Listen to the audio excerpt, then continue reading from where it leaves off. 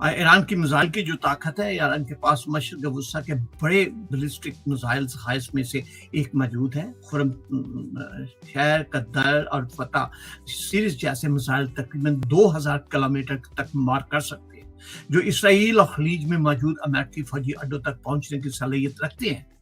اگرچہ ایران کے میزائل جو ہے وہ امریکی جو ہے وہ ہتھیاروں جتنے جدید نہیں، مگر ان کی بڑی تعداد اور کم لاگت انہیں ایک اہم عسکری ہتھیار بناتی ہے۔ بڑے پیمانے پر میزائل حملے دفاعی نظاموں کو دباؤ میں ڈال سکتے ہیں اور مہنگے جو ہیں وہ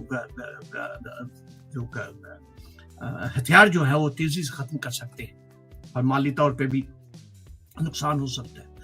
ایران نے پچھلے سالوں میں ڈرون ٹیکنالوجی میں بھی نمایاں پیش رفت کی ہے۔ طویل فاصلے تک پرواز کرنے والے ڈرون نگران حملے اور الیکٹرانک جنگ میں استعمال کیے جا سکتے ہیں، اور اس سستی یا بڑی تعداد میں استعمال ہونے والے ڈرون دشمن کے فضائی دفاع کو مسلسل مصروف رکھتے ہیں اور جنگی لاگت میں بھی یہ جو اضافہ کر سکتے ہیں۔